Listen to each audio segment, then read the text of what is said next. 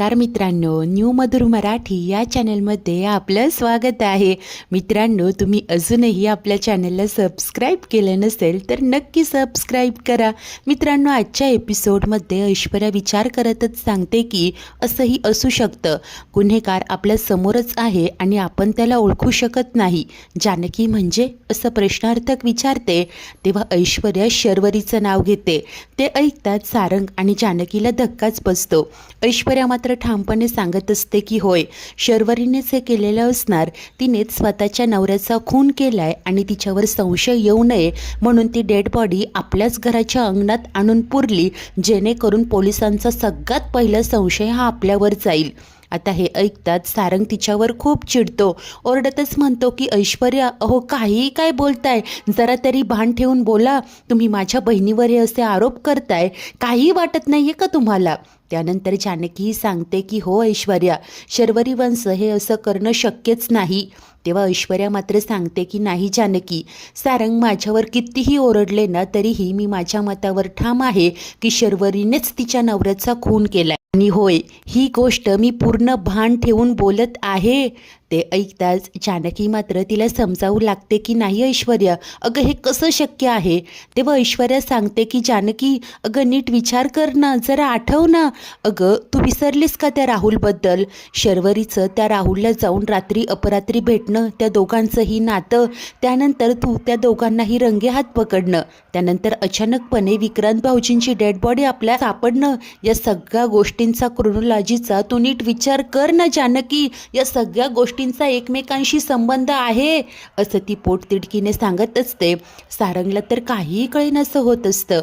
तर जानकी बोलते की नाही ऐश्वर्या, या गोष्टींचा उगीच संबंध तू जोडू नकोस. ज्या प्रकारे शर्वरी वंशांचा तुझ्यावर राग आहे म्हणून त्या तुझ्यावर आरोप करताय, अगदी तसंच तू देखील त्यांच्यावर आरोप करते. परंतु ऐश्वर्या अतिशय स्पष्टपणे सांगत असते की नाही, हे आरोप नाहीये, मी हे ठामपणे सांगू शकते की शर्वरीनेच हे सगळं केलंय. आणि आता वाद होत असतो, दोघींचाही आवाज चढलेला असतो. तेव्हाच एक लेडी कॉन्स्टेबल तिकडे येते आणि ओरडूनच म्हणते की काय चाललंय हे इथे, थांबा, अहो चला, भेटायची वेळ संपली आहे. तेव्हा जानकी शांतपणे बोलते की सॉरी, बोलताना आमचा जरा आवाज चढला, आम्ही आता शांतपणे बोलू. ती मात्र सांगते की चला, वेळ संपली आहे. सारंग आणि ऐश्वर्या आता काहीही न बोलता निघून जातात. तरी जानकी मात्र जड पावलांनी घराकडे येत असते आणि तिच्या कानात ऐश्वर्याचे शब्द घुमत असतात. कशा प्रकारे ऐश्वर्या म्हणत होती की होय, शर्वरी आणि राहुलचं ते तसं चोरून भेटणं, त्यानंतर अचानकपणे राहुलच्या आपल्या आयुष्यात एंट्री, तुम्ही त्याला जॉब देणं, त्या दोघांनीही प्लॅन करून ते पैसे चोरणं, तू त्यांना रंगेहात पकडणं, तुझं आणि शर्वरीचं भांडण, आणि त्यानंतर अचानक सापडलेली विक्रांतची डेड बॉडी, या सगळ्यांचा संबंध आहे. शर्वरीनेच त्यांना मारलंय असे आता तिने आरोप केलेले असतात. हे सगळं काही बोलणं आता जानकीच्या डोक्यात सुरू असतं आणि आता ती पुरती गांगारून गेलेली असते. गोंधळतच म्हणत असते की नाही नाही, ऐश्वर्या काही बोलते. एखादी बाई आपल्या स्वतःच्या नवऱ्याला मारून स्वतःचंच कुंकू का पुसेल? आणि शर्वरी वंशांचं तर विक्रांत भाऊजींवर किती प्रेम होतं, त्यांचं विक्रांत भाऊजींशिवाय पानही हलायचं नाही. नाही नाही, ऐश्वर्या उगीच रागाच्या भरात हे असं काहीतरी बोलतीये. नाही देवा, हा सगळा गुंता सोडव, हा तिढा सोडव, सगळं काही लवकर ठीक होऊ देत रे. नाही जानकी, तू हा असा विचार करूच नको, असं बोलून ती स्वतःच्या मनाची समजूत घालते आणि घराकडे निघून जाते. त्याच वेळेस इकडे आतमध्ये सौमित्र टेन्शनमध्ये असतो. तेव्हा अवंतिका तिकडे येते आणि ती रागानेच म्हणते की मला तुझं वागणंच कळत नाहीये. अरे खाली तू काहीच का बोलला नाहीस? अरे मान्य आहे की त्या दुःखात आहे म्हणून एखाद्यावर वाटेल ते आरोप करतील का? परंतु सौमीने शरूच्याच बोलण्यावर विश्वास ठेवलेला असतो आणि तो बोलून दाखवतो की ऐश्वर्याचा पास्ट पाहता ती हे सगळं करूच शकते. तेव्हा अवंतिका धक्क्याने म्हणते की काय तू हे सगळं बोलतोय? अरे पॅनिक सिच्युएशनमध्ये कदाचित तिने तो चुकीचा निर्णय घेतला असेल, पण म्हणून? तेव्हा आता सौमित्र सांगतो की होय, अगं ती स्वतः तर अडकलीच, तिने माझ्या भावालाही अडकवलं. मला बाकी काही माहिती नाही. मी आता ठरवलंय, मी फक्त सारंगची केस लढणार आणि त्याला या सगळ्यातनं बाहेर काढणार. ते ऐकताच अवंतिका देखील ठामपणे सांगते की तर मग ठीक आहे, तू सारंग भाऊजींना सोडव आणि मी ऐश्वर्याला सोडवेन, कारण माझा तिच्यावर पूर्ण विश्वास आहे. तिने माझा आगीतून जीव कसा वाचवला होता ना, हे माझं मला माहिती आहे. हे सगळं तू सोयीस्करपणे विसरलं असशील, परंतु मी विसरले नाही आहे. अरे ती पूर्णपणे बदलली आहे. जी एखाद्याचा जीव वाचवू शकते ती कुणाचा जीव कधीच घेऊ शकत नाही. आणि आता अवंतिकाचा ऐश्वर्यावर पूर्ण विश्वास असतो, परंतु सौमित्र सांगतो की हा असा वेडेपणा करू नकोस, मला पुन्हा या घराचं कोर्ट करायचं नाही आहे. तेव्हा अवंतिका बोलते की हे बघ, मी तुला विचारत नाही आहे तर मी तुला सांगते, ऐश्वर्याची केस मीच लढणार. सौमित्र म्हणतो की तू विसरते का तू प्रेग्नंट आहे. कोर्ट कचेऱ्या हे भांडणं याने आपल्या बाळावर काय परिणाम होईल. तेव्हा ती देखील स्पष्टपणे सांगते की ऐक ना, मी देखील होणाऱ्या बाळाची आई आहे आणि मी काय करते मला व्यवस्थित कळतं सौमित्र. असं बोलून ती तिथून निघून जाते. सौमित्रचा मात्र खूप रागा होत असतो. त्यानंतर दुसरीकडे जेव्हा ही शर्वरी एकटीच रडत बसलेली असते, तेव्हा अचानकपणे खिडकीतनं उडी मारून हा राहुल तिच्यासमोर येतो. हा असा अचानक आल्याने ती खूप घाबरते. तू इथे का आलास असं विचारत असते. तेव्हा तो सांगतो की अगं मी काय करू, सकाळपासून तू मला भेटायलाही नाही आलीस, फोनही नाही उचलले, मला नाही राहावलं. आणि काय गं काय झालंय. शर्वरी खूप बेचैन होत असते आणि त्यानंतर घडलेला सगळा प्रकार, कशा प्रकारे विक्रांतची डेड बॉडी सापडली ते सर्व काही ती राहुलला सांगते. इकडे शर्वरी जेव्हा राहुलशी बोलत असते तेव्हाच बाहेरनं जानकी जात असते आणि तिला आता शरूच्या खोलीतनं काहीतरी आवाज येतो. जानकी विचार करते की इतक्या रात्री शर्वरी वंशनच्या खोलीत कोण असेल, मला तर एखाद्या पुरुषाचा आवाज येतोय. आणि ती पुढे येऊन कानोसा घेते आणि तेव्हाच हा राहुल तिला सांगत असतो की अगं पण मग बरंच झालं ना, आपल्या दोघांमधला काटा कायमचा निघून गेला. आणि तो शरूला मिठीत घेत असतो. जानकी मात्र कान देऊन ऐकत असते, ऐकण्याचा खूप प्रयत्न करत असते आणि ती पुटपुटते की काय काटा, नेमकं या कुणाबद्दल बोलताय. आणि तेव्हाच मागणं अवंतिका येते. जानकीला हे असं पाहता ती तिला आवाज देते. जानकी मात्र आता भानावर येते आणि पटकन अवंतिका जवळ येते आणि ती अवंतिकाला सांगते की मला शर्वरी वंशनच्या खोलीतनं एका पुरुषाचा आवाज आला, मला असं वाटतंय की तो राहुल आहे. अवंतिका धक्क्याने म्हणते की काय राहुल. तेव्हा जानकी सांगते की हो, आणि तो असं म्हणत होता की परत झालं आपल्या दोघांमधला काटा कायमचा निघून गेला.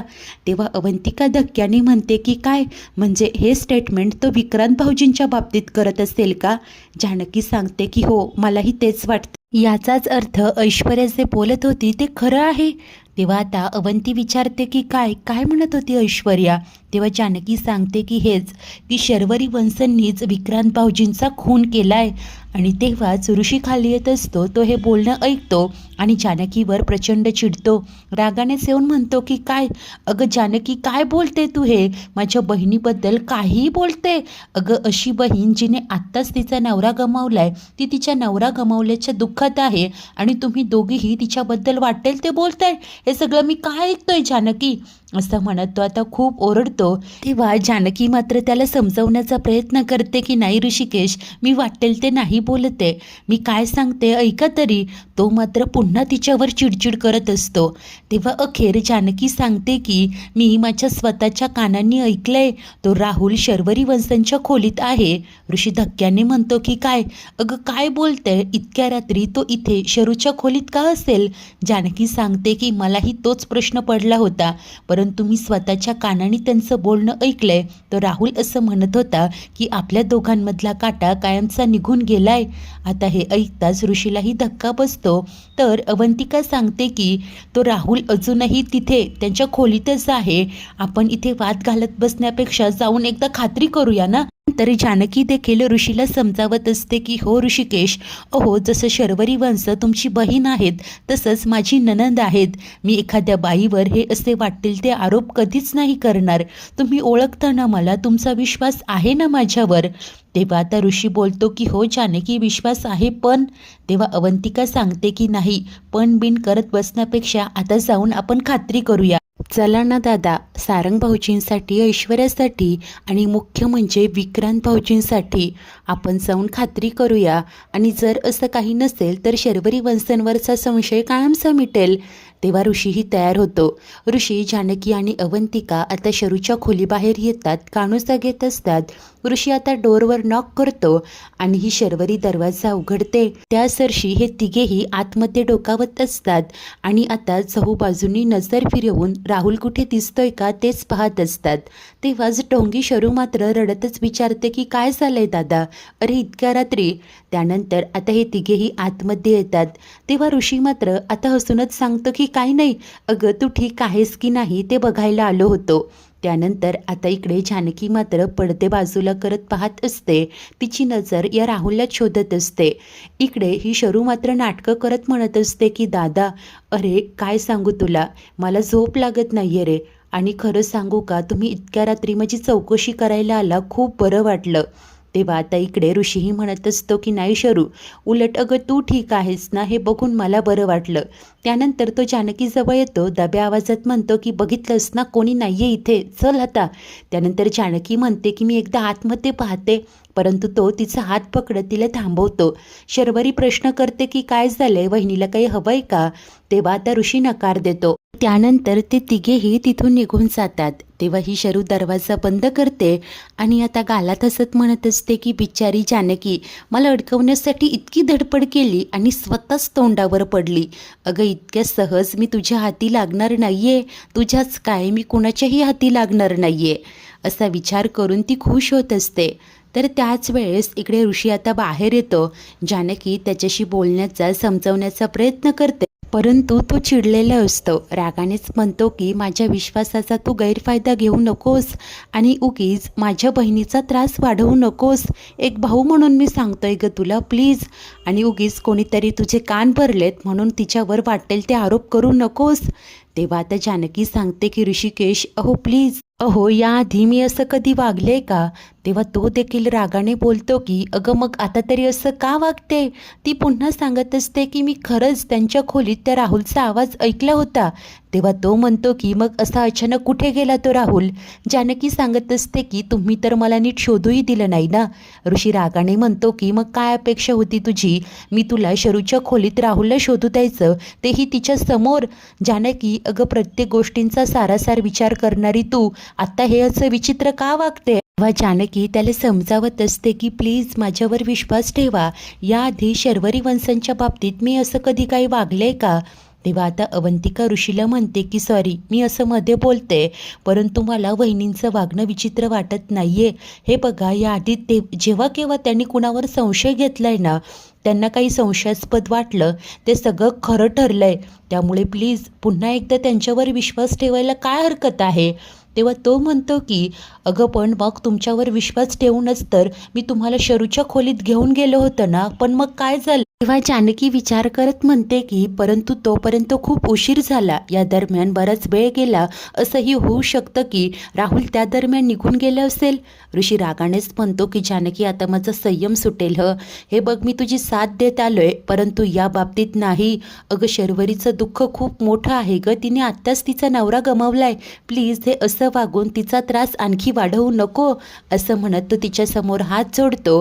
तेव्हा जानकी देखील पुन्हा पोटतिडकीने सांगते की ऋषिकेश, माझ्यावर विश्वास ठेवा, मी स्वतःच्या कानाने ऐकलंय, तो राहुल म्हणत होता की आपल्या दोघांमधला काटा कायमचा निघून गेला. या सगळ्याचा अर्थ काय होतो तुम्हीच सांगा. आता मात्र ऋषीचा संयम सुटतो. रागानेच ओरडत म्हणतो की अगं तू पुन्हा पुन्हा तेच तेच का बोलते. अगं जिच्यावर काळाने एवढा मोठा घाव घातला तिच्याबद्दल तू काही बोलते. बस आता यापुढे या विषयावर मला एकही शब्द बोलायचा नाही, मी हे खपवून घेणार नाही, असं तो आवाज चढवूनच तिला सुनावतो. जानकी अहो असं बोलायला जाते, तोपर्यंत तो रागाने तिथून निघून जातो. आता ऋषी रूममध्ये येतो. त्याला घडलेला सगळा प्रकार, जानकी काय काय बोलत होती ते सगळं काही आठवत असतं आणि बेचैन होऊन तो म्हणतो की जानकी अगं असं का वागते तू. ती ऐश्वर्या तुझ्या डोक्यात काही भरवते आणि तू वाटेल ते आरोप करते माझ्या बहिणीवर. शरू खूप दुःखात आहे ग, तिला आधाराची खूप गरज आहे. जानकी सॉरी, मी तुझ्यावर ओरडलो, खरं तर या गोष्टीचा तुझ्यापेक्षाही जास्त त्रास मला होतोय, परंतु मी कसं समजावू तुला. आणि आता ऋषीला नक्की काय करावं ते सुचेनासं होतं आणि तो खूप टेन्शनमध्ये येतो. दुसरीकडे जानकी देखील तशीच मटकन खाली बसते आणि बोलत असते की ऋषिकेशला माझं बोलणं का पटत नाहीये, शर्वरी वंश फसवतंय आपल्याला. परंतु त्यांना बहिणीबद्दल एकही शब्द ऐकून घ्यायचाच नाहीये. तेव्हा अवंतिका समजावते की वहिनी तुम्ही सगळ्यात आधी शांत व्हा बघू. अहो दादांच्या मनात काहीही नाहीये. अहो त्यांच्या बहिणीचा नवरा गेलाय. ते सध्या प्रॅक्टिकली विचार करूच शकत नाहीये. ते फक्त भावनेच्या भरात बोलतात. आता ऋषीने जानकीवर विश्वास ठेवला नाही या गोष्टीचं तिला खूप वाईट वाटतं. तेव्हा अवंतिका समजावते की वहिनी त्यांचा विश्वास आहे, फक्त या वेळेला भावा बहिणीचं नातं मध्ये येतंय हो. त्यानंतर अवंतिका विचारते की मग अशी दादा असं म्हणत होते की कोणीतरी तुमचं कान भरतंय, नक्की कुणाबद्दल बोलत होते. तेव्हा जानकी सांगते की अगं मी ऐश्वर्याला भेटून आले ना, त्यामुळे त्यांना असं वाटतंय की ऐश्वर्यानेच माझे कान भरले आणि आता तिला खूप फ्रस्ट्रेशन आलेलं असतं. मित्रांनो आजचा हा एपिसोड इथेच संपतो. तर पुढील भागात आता रणदिवेंच्या घरात विक्रांतचा फोटो लागलेला असतो आणि ही शरू आकांत तांडव करत विक्रांत असं म्हणत हंबरडा फोडून रडत असते. तेव्हाच पोलिसांसोबत ऐश्वर्या व सारंग घरी येतात आणि ऐश्वर्या थेट आरोप करत सांगते की या शर्वरीनेच विक्रांतला मारलंय. तेव्हा सुमित्रा येऊन तिच्या कानाखाली वाजवते आणि म्हणते की माझ्या मुलीवर हे असे आरोप करण्याची तुझी हिंमत झालीच कशी. तर आता पोलिसांनी शर्वरीच्या नावाचं अरेस्ट वॉरंट आणलेलं असतं आणि पोलीस तिला ताब्यात घेत असतात. तेव्हाच सौमित्र आरोप करत म्हणतो की हे सगळं तुझ्यामुळे झालंय ऐश्वर्या. आता चिडलेला सारंग दादा असं म्हणत ओरडून पुढे येतो. एकंदरीतच सिच्युएशन खूप बिघडलेली असते. जानकी ओरडूनच थांबा असं सांगते आणि डोळे पुसून म्हणते की मी माझं हे घर कधीच तुटू देणार नाही. आता खरा गुन्हेगार कोण आहे हे मी समोर आणेन. मित्रांनो अखेर खरा गुन्हेगार हा राहुल असेल का? शर्वरीची आई न कळत त्याने विक्रांतला मारून टाकलं असेल का, जसं नानांना मारलं होतं. आता जानकी या सत्यापर्यंत पोहोचेल तरी कशी? रणदिवेंच्या घरात ही जी ठिणगी पडली आहे तिचा वनवा होईल की जानकी सगळं काही शांत करू शकेल? सगळंच काही पाहणे खूप उत्सुकतेचे असेल. मित्रांनो तुम्ही जर अजूनही आपल्या या न्यू मधुर मराठीला सबस्क्राईब केलं नसेल तर रिक्वेस्ट आहे नक्की सबस्क्राईब करा. धन्यवाद.